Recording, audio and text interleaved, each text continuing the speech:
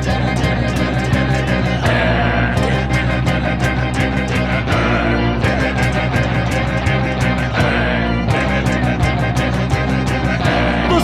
not a bat, he's a man who fights crime. And we're gonna watch him fight for a minute at a time. With John and Niall and a guest who doesn't rhyme. It's Bat Minutes!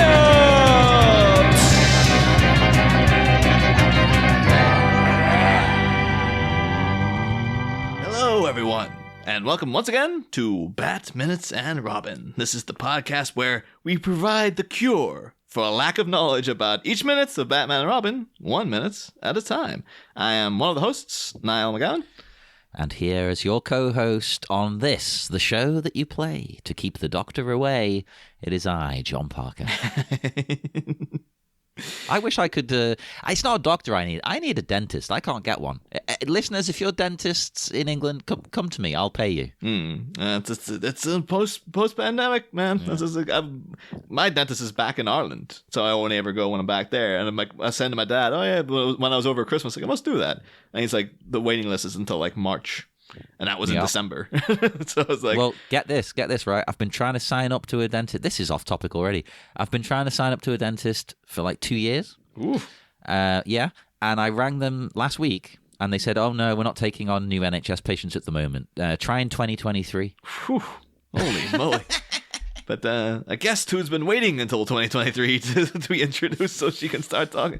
We have, of course, Rat Appreciator Supreme. It is Claire York.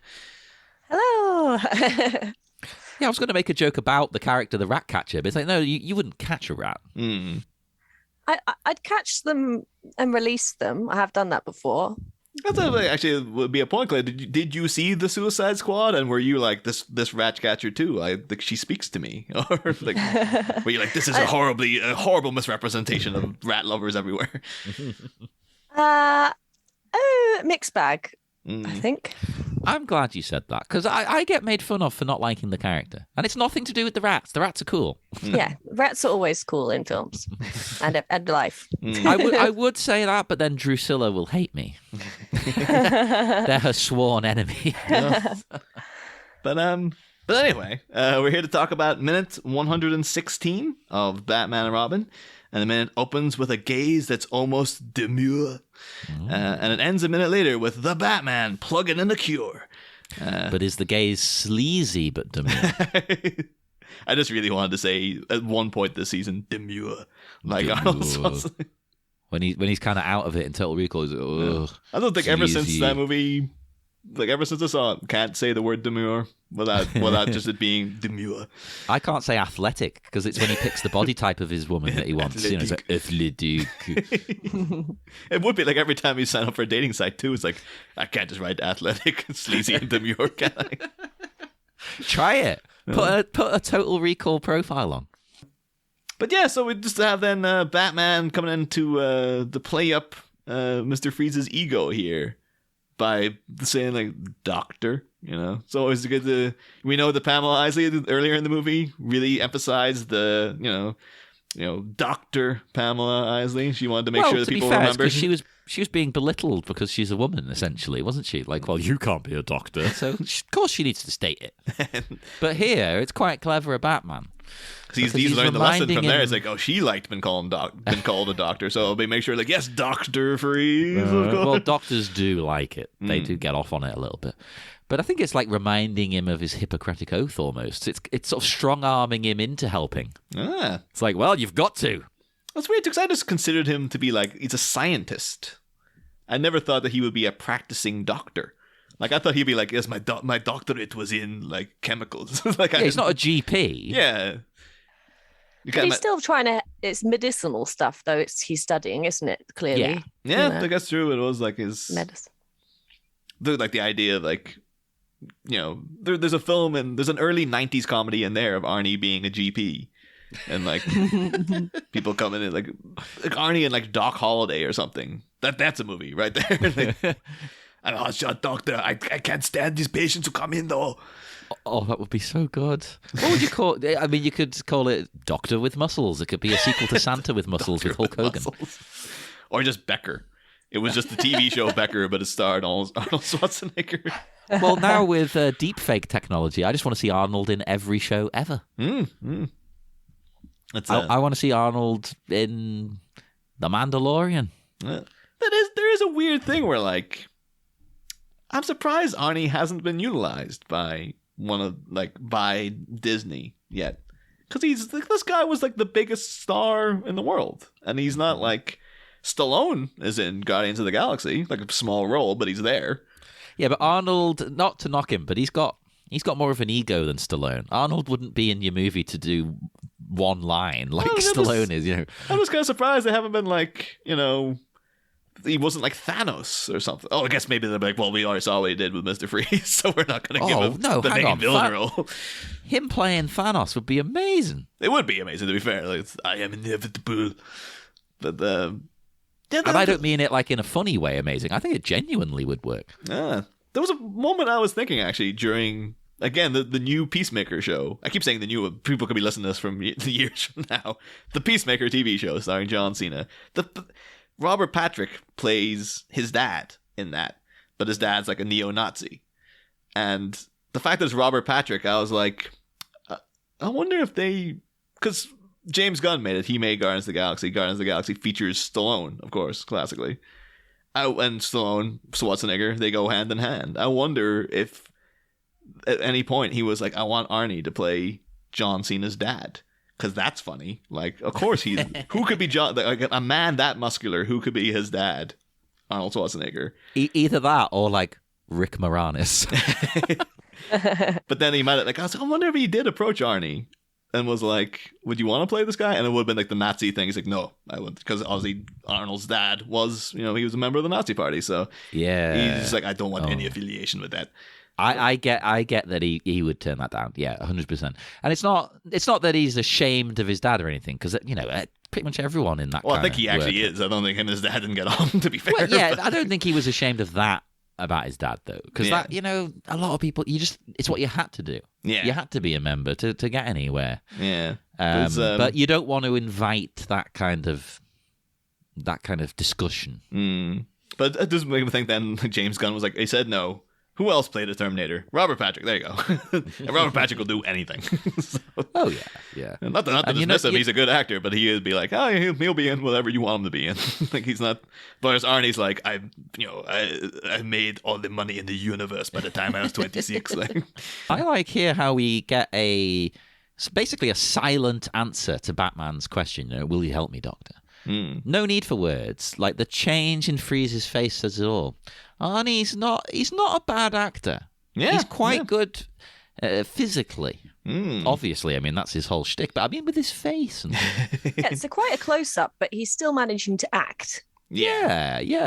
I always feel really bad when people insult. He's like, oh, Arnold, he can't act. He's stupid. He can. You're just saying that because you think his accent's funny. I mean, you think it's funny. But that's, you know, he's also great. I think it's because also his most famous role is him playing like a lifeless robot. Like, so that makes you think, oh, he's like that all the time. Because he's kind of like that in Predator too. But it's like, no, I mean, he does other parts. Like, he's a great comedy actor. Like, if he can do comedy, that means you're a good actor. And Arnie has it. So yeah, he's got the timing, the delivery, and just that man doing something funny makes it funnier. Yeah, because of who it is. I don't know if you guys thought of, like, and speaking about things that are funny, this whole scene distinctly reminds me of the Batman and Robin musical that was on YouTube. Because it has that, you know, go on, do it now, kill me like you did my wife. I didn't kill your wife, Freeze.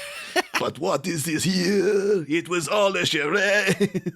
Absolute legends, those guys. Yeah. We'll post a link to that. If it's still there, YouTube are a bit happy with deleting them. But it has the great moment of, because the people don't know the musical throughout it's a big kind of high octane thing, most of it. And the chorus is always, Batman, you son of a bitch. But then at the end, it's like, they come to this deal, and then the chorus kicks in of, Batman, you son of a bitch. And he does show you the little nod he does. In like a happy way, like a positive, you son of a bitch. Well then, consider this switch. Why don't we work together instead? It's brilliant. Those guys... What are their names? Al and... John and Al Kaplan, I think. That's it. Yeah. And they go by Lego Lambs, don't they, on YouTube? Yeah. They've done so many Arnold Schwarzenegger musicals, and every one of them's gold. Oh, yeah, yeah. It's because there's so many things now. If anyone says the line, if it bleeds, we can kill it, you instantly go into the song in your head. Yeah. Yes, If it definitely. bleeds, we can kill it. Now it's all up to me. But yeah, Mud all over my body, so the bastard can see. but the whole time, like writing notes for the scene, I was in my head going, Batman, you son of a bitch. Oh my God, you've ruined this emotional scene for me. Here's me saying how, I love it, it's very serious, and it's hitting home, and then have you ruined it or made it even better? I think you'll find it can only improve the scene, John, quite frankly. I was confused how he hands Batman 2 vials here of the cure that he just keeps in his gauntlet. Yeah, I thought the same thing. It was just like, so you just hang out with these there just in case. Just in case, yeah. Why? His wife hasn't got stage 1 for a start.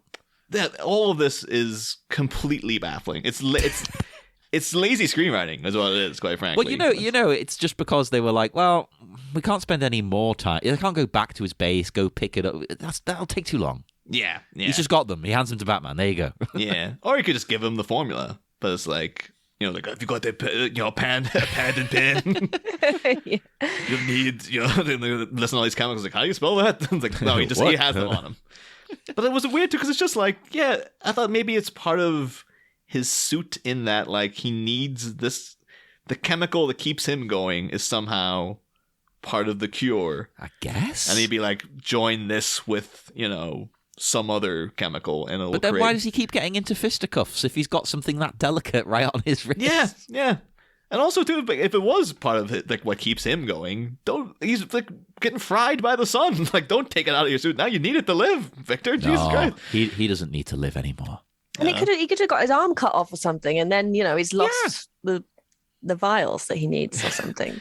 I was thinking it'd be something of like he actually doesn't trust Batman at all, and this is just like part of his catheter system he has in the suit. He's like, oh yes, this is totally the cure. And then Ignore Batman the examines color. it. It's just like weird freeze urine. That's all he's giving me. He's like, yes, I got the colostomy bag if you want that, Batman. So when Freeze goes to the toilet, does it come out as liquid or as ice?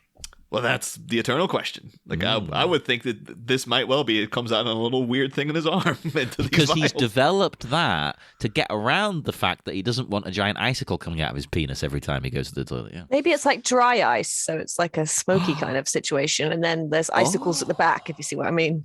Oh my God, that's even better. We need this on film. So I think they do mention in his origin scene, I think they say it's been 2 years since his accident. And it's now the crime waves happen. He probably had 2 years of like trying to resolve this urinating situation. That was all he was doing, trying to pee. It's like, oh, now back to the cure.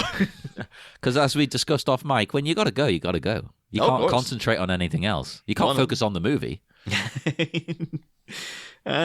Should say as well though, in terms of we're kind of getting to the end of the whole thing with Nora Freeze here. You have this thing, he cured her stage 1 McGregor's, so there's that cure and stuff. And we mentioned like currently in the comics, Nora Freeze was a villain. But of course the continuity that created the character was the Batman animated series. And they did have an ending for Nora Freeze, where wasn't a happy one, because nothing in that show ever is. It was part of the continuation comics, and it was actually written by a friend of the show, Jason Hall. Weirdly enough, he gets you sent on the PDFs of like here's the stories of what happened with Nora Freeze. Thank you. Yeah, she got married to a guy called Dr. Francis d'Anjou, who is French, probably French Canadian. I imagine they obviously can't read his accent. They don't present it in like an urban Welsh style in the comics or anything. She gets remarried to this guy. Freeze goes off and lives in the Arctic. It all happens at the end of the Sub-Zero movie. And then at one point, Nora gets a letter from Victor Freeze, and she goes to storm out of the house. And then her car stalls, and inside a Freeze robot, like a little robot with a freeze ray, attacks her husband. And then like she comes in just in time to save him. And of course then it's like Mr. Freeze is up to his old tricks again.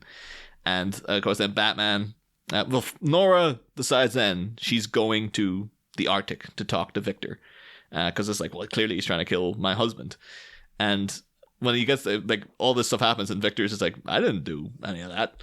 And then Nightwing's investigating at the same time, discovers that like this guy did it to himself. He set up the whole thing because he's jealous of Nora's undying love for Victor Freeze. So she's always all about Victor Freeze. And so then there's a big confrontation in the Arctic before word can get to Batman, where Freeze is like in his, he's in his suit, but at this point he's the head on Spider-Leg. So Batman zooms by, does a little EMP thing to disable his suit, but Freeze's head just pops out and is like, rolling along the ground, basically. Nora picks it up and there's a whole big altercation. And they have a fight with, Batman, Freeze, another suit pops up. And eventually, though, Freeze's head gets knocked into the water in the Arctic Circle. Him and Nora, they don't even really get a goodbye or anything. Oh. And so it just ends then with Nora visiting her husband in Blackgate and like, it was just all jealousy. And she's just like, Victor will always be a part of my life. And she leaves, and then it cuts to Mr. Freeze's head sinking to the bottom of the sea, just going, Nora. Oh, that's horrible.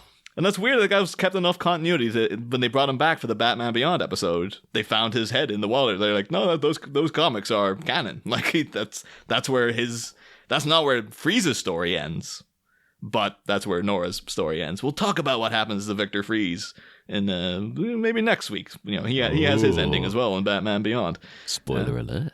But they do a really good version of it too in Arkham Knight. Like I was a big fan of those games. Anyway, I know people. They don't like Arkham Origins. They don't like Arkham Knight. They don't like the Batmobile bits of Knight. Yeah. They like the rest of it. There's a DLC called In From the Cold, and therein, Nora's been abducted by the militia that's run by the Arkham Knight, or depending on when you play it in the game, Deathstroke. Or whatever villain, basically, whoever's controlling the militia at this point. And they, it was all part of a ploy to get Batman to go onto a ship called the Nora, where Freeze was supposed to kill him.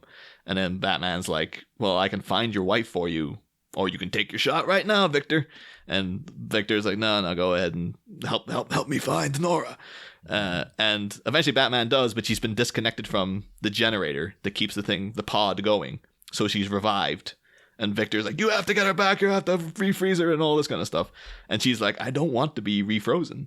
Like, I'm sick of all this because I've been dreaming, but I can hear everything that's going on outside too. I know what Victor's been up to. And eventually then, through the whole thing with the Batmobile battle, Mr. Freeze has to destroy the generator and all his research in order to save Batman and Nora. And then it just ends with them on this boat, been like, what are we going to do now? And Nora's like, I just want to live I want to live the rest of my life, basically. And Freeze's like, we'll only have like a couple of days. There's not much time. And Nora's like, time's never been on our side, Victor. And it's just like, and then Batman, sensing the awkwardness, is like, all right, I'm out of here. And then, slowly slinks away. Yeah, that was like really nice, sad music and stuff playing. And then you just hear Alfred been like, I've got a tracker on that ship. Should I keep following them? And Batman's like, nah. Just let them go and do whatever they want, because he's just like, they just want to be together, and that's like that's a nice way to send off Victor and Nora, to be like, yeah, she was just always going to die, and he just has to cope with it, and that's just it ends up with the two of them. She gets to live her final days the happiest that she can, and that's exactly the ending I think they should have, because he's not a bad guy. Yeah. Although that's the thing then, because in the animated series they bring him back, he is much more of a malignant bad guy because it's like they're taking away the whole Nora element, so he's just got to be an asshole now. Well, which is what happens in this movie. Yeah. He thinks she's dead, so he goes, right, and I'm just going to kill everyone then. Screw him. The last story they do with Victor Freeze in that animated continuity is pretty good, but again, we'll talk about it next week because that's the last we see of Mr. Freeze then. So we will get to it. We'll save it. We'll save it. He has an amazing line here, I think. Genuinely love this. When he goes, he hands him the vials, and he's like, take 2 of these and call me in the morning. Because he's a doctor. Yeah. But they said also don't actually give the 2 of them. That would be a lethal overdose. But that's the thing the doctors say, right? Plus, these days, the doctor doesn't want you calling them in the morning. It'd be like, call me in like 4 weeks. Call my secretary, and then like they'll tell me at some point down the line. Yeah, it's like a hark back to when doctors actually did make house calls, Yeah. What do you have to do these days to get the doctor to come out? I think you'd have to be disabled or something. Yeah, it's weird because I remember when I was a kid, like getting just like the doctor popping out for like a sore stomach and stuff. Like I still had them coming around occasionally. Yeah. And so I don't know if maybe that was because it was a really small town, or if it was just like. I mean, I can vividly remember when I lived in like Scarborough, they were doing it. That's pretty big. It's I've lived everywhere. But it was pretty big. It's like, the doctors love popping around your house in Scarborough.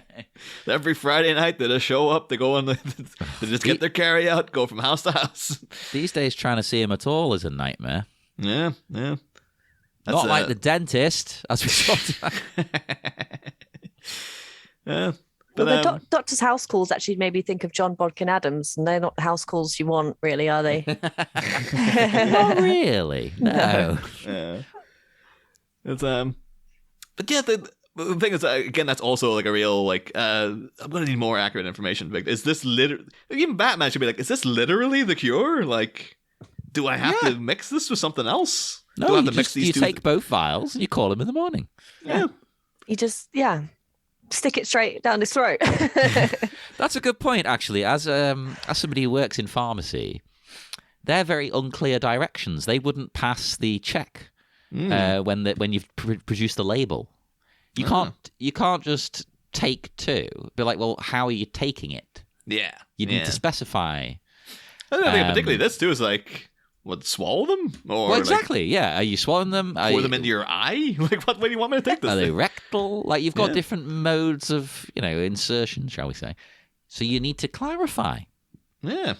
Plus, too, it could be, as far as Batman knows, this could be 2 different things. It's like, am I supposed to mix these together?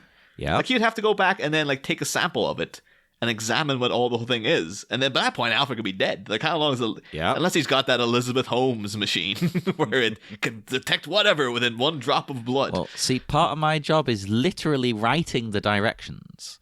So I know that you've got to be extra clear.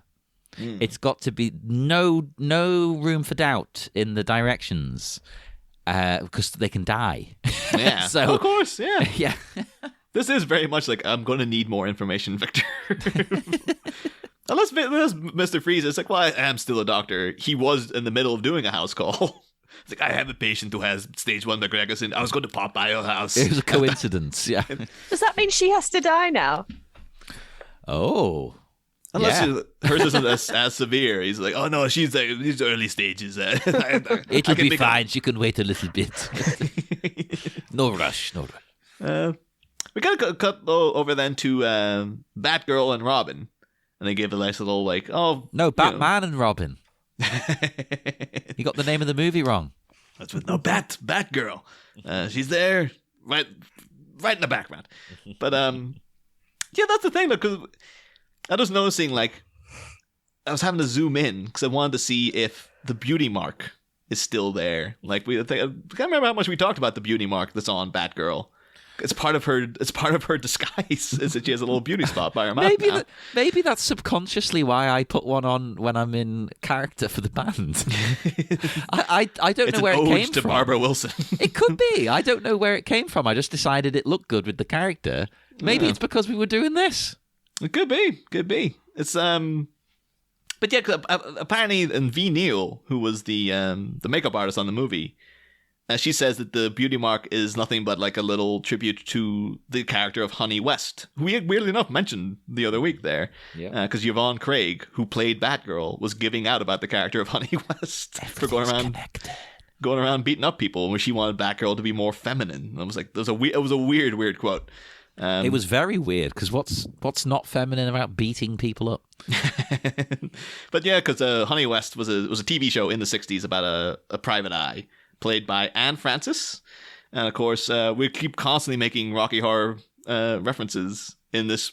Keep pointing out the Rocky Horror references that seem to exist within Batman and Robin. And of course, if people know the Rocky Horror Show, they'll know the opening song of Science Fiction Double Feature has the line, Anne Francis starred in Forbidden Planet. So Anne Francis played Honey West. That beauty spot was on Honey West. Now it's on Batgirl because of Honey West, because of Anne Francis. All the Rocky Horror stuff, it's all blending in together again. Oh my god. But it's I don't know. Well, I never really got the point of the beauty spot though. Like, The placement doesn't feel right either. I don't know. There's something off about it. I do just end up staring at it. yeah. It's also like if it's part of her disguise, is it like a Jackie Daytona in What We Do in the Shadows thing where she puts on that dot and people, it's like him putting in the toothpick, or like, oh, it's a completely different person now. Well, as somebody who dons a beauty spot for a disguise almost, people don't recognize you. Yeah. Have you ever felt the need to don a beauty spot, Claire? Or No, I have freckles, so I've got plenty of those. It is so weird though to be like, yeah, you know what's gonna really tie this all together? Book. Just that one spot. Yeah, exactly. There's something missing here. Okay. But you know what's weird? I completely agree with you, right? It's strange. But it looks good. I don't know why it looks good. Why? Why does it? I don't know what it is. Why is it attractive? It matches the suit. Well, yeah. It is the mystery of the dot. Also, was that a very subtle Simpsons reference to the mystery of the dance? I didn't think it was subtle. I thought it was a full-on, very blatant Simpsons reference. But one thing too, like we never brought up as well, because Batgirl's obviously wearing a mask, a Domino Mask. You know the way that Batman is, of course, the Caped Crusader or the Dark Knight, and Robin is the Boy Wonder, or as our version of it, the Man Stud. It was as he was called way back when. Yeah. Do either of you guys, do you know what the alternate name, the nickname they gave to Batgirl was back in the day? From this movie or older? Just in general, what I don't think they use it now because it's terrible. Is it sexist? It's not I don't think. Well, maybe it is sexist. I don't know, but is the word like babe or chick in there? Almost is the dominoed dare doll. That's the worst thing I've ever heard. Yeah, that doesn't work. And doll is definitely kind of Yeah. Hey, doll, how's it going? Then again, I Exactly. love it whenever Alaska refers to drag queens as the dolls. They always say. Yeah, but that's it. That's in the way it's said, isn't it? Yeah. It's so weird though. Like, yeah, Batgirl's such a huge character, and it was only through doing research for this way back, so to be fair, in some of the outros, I've had to refer to her as the Domino Dare doll because you're always trying to think of other things to call the characters. Yeah, it's funny in an outro. Yeah, but Not it was one of those actually things. as her name. But prior to that, I was like, I probably because I've seen episodes of the 60s TV show, so I probably had heard the term Domino Dare doll before, but I never placed it as that's her version of the Boy Wonder. And it's it's really terrible.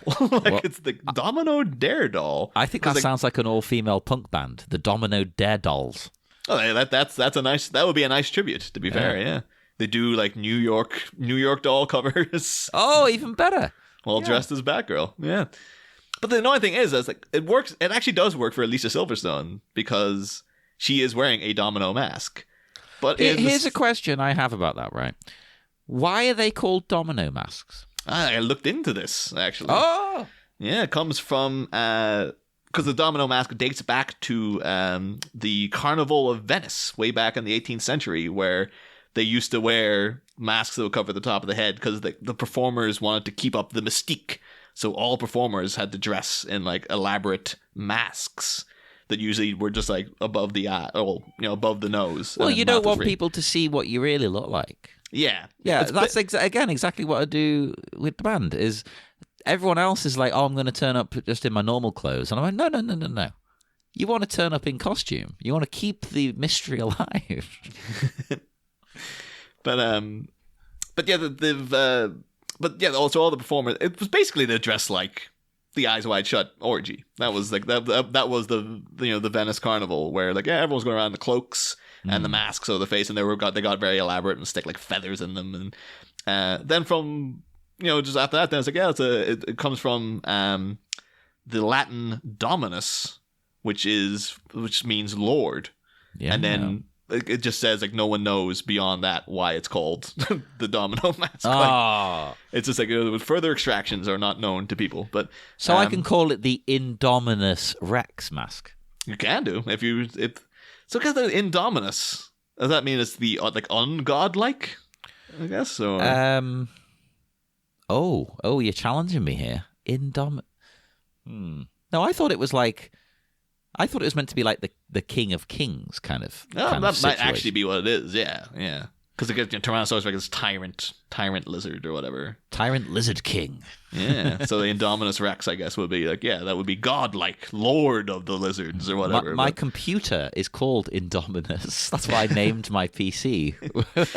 But yeah, and then it just became because it was just kind of quite common back then that I used to be using the carnivals all the time to have this mask, and then Robin wasn't even the first to have it. Like it was the Zorro, probably the first superhero to have, if you consider Zorro the superhero. But he's as much as a superhero as Batman is. When he's connected to Batman. Yeah, of course. And then you got like the Lone Ranger before Robin, and then even the Green Hornet was doing the Domino Mask look before Robin came along, and then eventually fourth in line, Robin dons this thing. So they're not just for orgies. No. Although they come quite in handy then. As the one thing I learned from Eyes Wide Shut. Well, I'm more like Frank from Sunny. I put the mask on, I get to the orgy because I want to get to the buffet. That's why you need it. There can't be a mask that covers your whole face. It has to leave the mouth so you can get to the buffet at the But it orgy. needs to be enough to cover who I am, because it's like I'm not here for the orgy. I'm here for the food. To be fair, in Eyes Wide Shut, most of the masks do end up covering the mouth, but you think they wouldn't want to because they're smooching and stuff. Yeah. Unless it's like there's no time for smooching. It's all blowjobs. Yeah, maybe they say no kissing like in Pretty Woman. Yeah, that is often a thing with group. No kissing on the lips. Yeah. I'm actually might work more in Eyes Wide Shut too, because it's like it would add to the enslavement of the women there. That they don't get any affection from the men back in a kiss. It's like they're just doing things to the guys the whole time. That's all it is. Is that the stuff? Like, I haven't seen it since it came out. Are the women enslaved in that? Well, they're not there. Like, one of them ends up dead, as I recall. I don't remember it. I literally last watched it when the home video release came out. It seems like I got the vibe that like they were hired there, but it could be like a human trafficking thing. It could be anything. The fact that they're all naked and the guys are all in suits and stuff didn't indicate that it's like a very equal footing kind of orgy. Well, Niall, if you remember Swiss Tony from the Fast Show, nobody wants to see a man in the nude.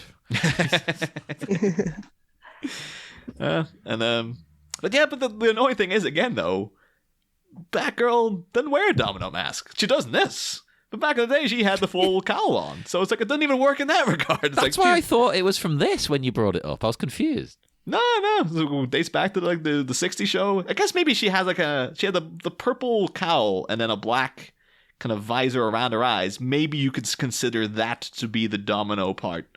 Or maybe the fact that it doesn't have anything over the mouth. That makes it a domino. Like even Batman's technically wearing a domino mask, if you look at it that way. But maybe they went through a load of different things. It was like, this is the best we've got. Okay. So we're going with Domino. That's probably what it is. To be fair to them, yeah, because again, having to come up with things for the outros, I've been like, Vigilante Lassie? Vigilante Lassie. If you say it right, it works. Yeah. And then the rest of it is just all like, I don't know, swinging teen Titan, but the Teen Titans is Robin. Like, it's like, God damn it! Like, maybe there is this. Like, there's not much to do with Batgirl, but and so they were like, you don't think we were at that day and night for friggin' months trying to come up with some Domino Daredevil? That was the best we had. Like, I don't know, Kung Fu Chick. Like, what else do you want? Like, there's nothing there. Oh God. I tell you what, though, I love Barbara here, like the way she acts all delighted, like they've got the cure, yeah. But then Batman, no reaction. And I thought that was actually great, genuinely, because, you know, he has to, for all involved, he has to keep himself composed. Yeah. He can't get all excited, like, oh my God, the cure. He's just like, thank you. Or maybe he in his mind is like, is this your catheter that you given me? Like, is this the final stiff frozen middle finger to Batman? We're thinking, take 2 of these. What does he mean by that? Put them where? What are you talking about? He's already reaching behind him with it. Like, ooh. Suppositories work faster, so, you know. Yeah. And he's still just like, why was it in your arm? Why do you have it on you? Well, you never know when you're going to come across somebody with this. Everybody's got it. Yeah. Everybody. It's And the we new all have it. coronavirus. Yeah. We just have like, oh yeah, the that'd be like the next variant, McGregor's. McGregor's variant. It's some sort of no one really knows what the symptoms are. It's just some vague disease. You get very chilly. Yeah. And only Arnold Schwarzenegger holds the cure in his arm. In his blood. Also, aren't they on top of like the building or something like that? So what if he just dropped these vials he's just given him? They were safe in the arm. Yeah. And now it's like, oops. So you don't happen to have 2 others, do you? Like, no, those are... Yeah. No, my other arm's empty. And the police have confiscated all of my work, which they did earlier on. He can't do it. Oh, Alfred's going to die. Which it actually is very typical too. Like very, very appropriate for Joel Schumacher to have like the cure to everything is like a neon liquid. Yeah. It's like this neon is going to save the day no matter what in these damn movies. Well, Niall, did the 90s not teach you anything? Neon saved the day. Yeah. People always think neon's the 80s. It's not. You're remembering wrong. It's 1990. Yeah, we're gonna get in for that's the birth of the new rave movement. Then that was like they were all babies at this point, but they were ready to. Well, not babies. They would have been like 6 or something when this came out. But and then all getting geared up for to get out. That'd be great if I went to a new rave. Like I would have little glow sticks on my arm. I think now, to like that'd be my only. I'd just go in a Mr. Freeze outfit and then just take them out and then start waving them around. People would love you. Like I remember years ago, I went to a Halloween party in town as a Ghostbuster. Never had so much attention from randoms. Everywhere I went all night, in the street, people were just singing at me and like dancing with me. It's like, oh, I'm popular all of a sudden. Okay. I think if you could pull off that Mr. Freeze suit too, I think everyone should pay attention to you because that would be an impressive costume to put together. Like that's like amazing. Like it's amazing in the movie. Well, maybe we can hit Arnold up and ask to borrow it. Because as listeners know, Arnold owns the suit. Well, he doesn't own it. He rents the suit. He's renting the suit for the rest of his life, I guess, apparently. Yeah. Maybe that's why it is, like, why it's not sold. Because, like, if then when Arnie does die, rather than it having to be a whole, well, they'll have to go in and then sell off this suit and who's going to get the money for that? Or it's going to be like, it'll go straight back to the studio because you only ever rented it and stuff. So, yeah, that might be the reason they're doing it. This is like, yeah. One shocking thing I have to say that comes from this minute, it was that in the director's commentary, Joel Schumacher just ducks out at this point. Yeah. Which I was outraged by. Especially because he's given us very little insight throughout this process, to be honest. It's like, most of it's like, well, he said this in the Batman Forever commentary as well. Yeah. But it's just at this point, he's like, so there's only one scene left. And, Alfred's okay now, I guess. And I think that's going to do me. So I hope you enjoyed it and found this informative. I'm like, hey, get back here, Schumacher. There's only a few minutes left. He's actually gone off for a cry. Yeah.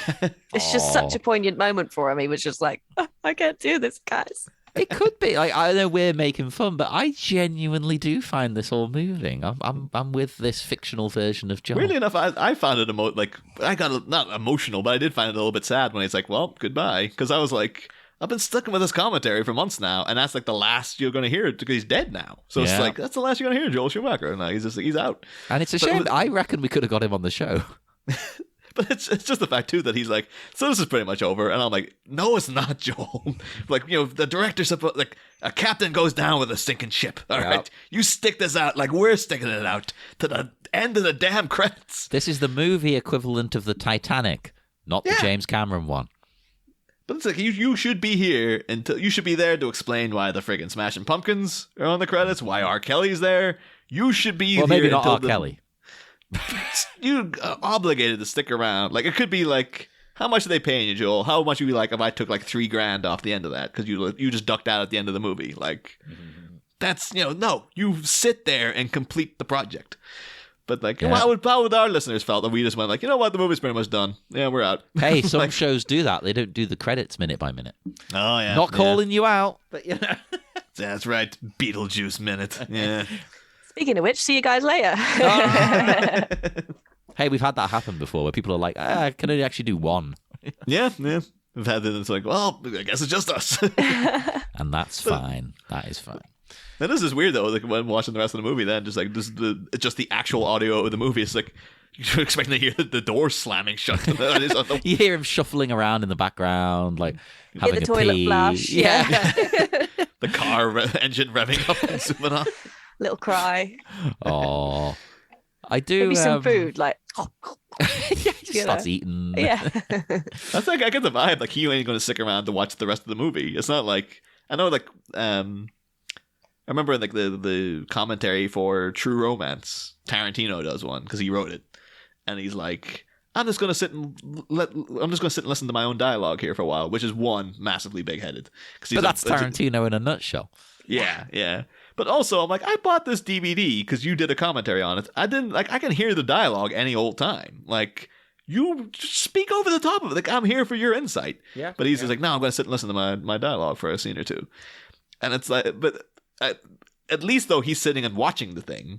Schumacher had the vibe that he's like, I am out. I am not sticking around for the end of this. See you, losers. He's like, I've seen this thing enough. I'm gone. We do get Batman saying he's going to have Nora move to Arkham so that Freeze can work on her even behind bars. We have been saying that this should have been the setup the whole goddamn time. He should have presented that to him in the first scene, and none of this would have happened. 100%. Yeah. Because all he wants is to save his wife. He doesn't care if he's arrested. He'd be like, okay, fine. If you're going to help me, you're going to fund me, even if I'm arrested, cool. You think it would have come up at some point, too, that Freeze was arrested and put in Arkham previously. You think at some point during a trial, someone would have brought up the motivation behind this is like, why are you doing these things? So we can find you insane to even put you in this asylum. Yeah. Like you think otherwise they'd just put him like in a holding cell in the police station or something. Unless he didn't want to reveal it because he thinks, they'll take his wife away from him.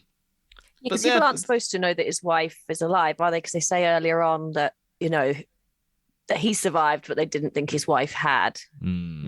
So he's sort of keeping her secretly. So maybe he's keeping that secret still. But then if he thinks does he think she's dead at that point or not? When she's first in no, it's before, isn't it? It's before. Yes. Yes. So he might be protecting her. Yes. Yeah, that's all I can use to justify it is he's like, well, I don't want them to find her because they'll take her. Or they'll just switch it off or something. Like he doesn't trust people to the level where it's like they're just going to switch off the machine and defrost her. So yeah, you could have added in things like that where maybe the reason the accident happened was because he was like breaking into the lab to do this and that because everyone keeps telling him like there's no point, we're not putting money into this, Victor. Like there's no, I think that's in the Heart of Ice animated episode where Ferris Boyle, the guy who like Freeze ends up taking out all his revenge on, boots in the door and is just like, turn all this off. That we're cutting the funding to all this.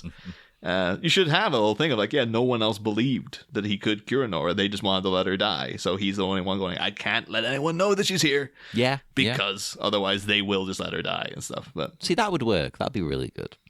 Because as I say, he just wants to help her. He doesn't care if he's in jail. It's not like he's missing out on a social life. Yeah. All he cares about is her. Number one. Although when he's like, you can continue your research, I just sort of felt a bit like there should be some kind of warning there, like no dodgy stuff though. Don't make any freeze rays. Exactly. We're watching you. Although we not to jump ahead too much, but like when he's in Arkham at the end, they seem to be giving him a lot of freedom. I have problems with that. Yeah, that bit does bother me as well. One thing about the liquid though, it really reminded me I never thought I'd bring this up. Do you guys remember the movie The Water Boy Yeah. with Adam Sandler? You know why yes, I yeah. remember it? Because there's a wrestler in it. Oh, is there? Who's in it? Paul White, a.k.a. The Big Show. Oh, okay. He plays Oh, there you Captain go. Insano. It's been a long while since I've seen The Water Boy. Yet the one scene that always stuck with me is a bit where he brings in Fairuza Balk, like, you know, the love interest. And he's like, oh, to win her over, because, you know, the whole thing of The Water Boy is like he's actually obsessed with water. Like, he's a water boy for a sports team, but he also is really into water. And he hates Gatorade. Yeah. And there's a bit then he shows like, oh, you'll really like this, and it's Adam Sandler putting on, you know, his, you know, kind of silly voice and stuff. That he does for every role. Yeah. And he goes over there and like here he shows Fairuza Balk water from a glacier in Alaska that's been blessed by a quote Eskimo priest or Eskimo religious man or an Eskimo medicine man, I think that's what he says. And it's this blue neon glowing water, and it's like it never gets warm, it's always ice cold. And yeah, I was just like, Waterboy would have come out at the same time as this too. It's like, did they just have is it the same stuff that they used in the bottle, and that's where they're like, to swap it in between studios, we have a weird blue water cold water thing going on here. Just add a cutscene where there's Mr. Freeze like passing him the vials in the same kind of setup like Batman and him here. I guess I got this from an Eskimo medicine man. It's from a glacier in Alaska. I was like, you sure this works? This sounds like, you know, I'm a man of science, Victor. I'm not into your new age stuff here, quite frankly. But yeah, that's what we have. So every time I see that glowing blue liquid, I was like, oh, this reminds me of that one scene in The Water Boy. So, I don't know if it's a movie worth revisiting. I have a feeling it probably isn't. But... No, it's not. Are there any Adam Sandler movies worth revisiting? Maybe The Wedding Singer? The Wedding Singer I still like. I like that. It depends if you get into like the Punch Drunk Love, which actually is like a legitimately good movie and stuff. And Happy Gilmore's all right. Yeah. That's his usual shtick, but that's when it wasn't old. Yeah, exactly. And some, because it's gotten old, you almost can't watch them even if they are the better ones, you know? Yeah, that's the problem. You'll be thinking of the bad ones if you. But I think The Wedding Singer's soundtrack makes it worth it. Yeah. And obviously Drew Barrymore. Yeah. I remember his cover of "You Spin Me Round Like a Record." it's the exertion Sandler's putting into it. He's really into that song. We're like, it's a banging cover, man. But also Uncut Gems, of course, recently as well. That he's actually a great movie, and he's really, really good in it as well. That's an outlier though, because he's just gone back to doing his usual stuff. That's the thing, is, you know, once a decade I can act movie. Just to prove that I can do it. And then he's like, okay, I'm back. Back to doing the old cheap crap for way too much money. I love the way we've gone so off topic. This is now over an hour long. Jesus. Oh, wow. Yeah. I'm going to blame Claire. Yeah, it was all me talking the whole time. Well, it's easy to talk to you because we know you. So that was minute 116, everybody. Yes, should we head off into the dark night? I mean, yeah, I'm noted out if you guys are. Excellent. Yes, we will depart once more, Batmites. Do join us again on Friday, because we will be back with minute 117. See you then. Next time, orange blossom is the new black. A cure is administered by a trepidatious trio through a translucent solution with a ghostly glow. But while Pennyworth's prospects depend on an icy physician's pharmaceutical powers, what has become of our imprisoned Empress of Flowers? There is a rose on Spanish Arkham on Friday, Bat fans. Same Bat Pod, different Bat Minute. We'll be back.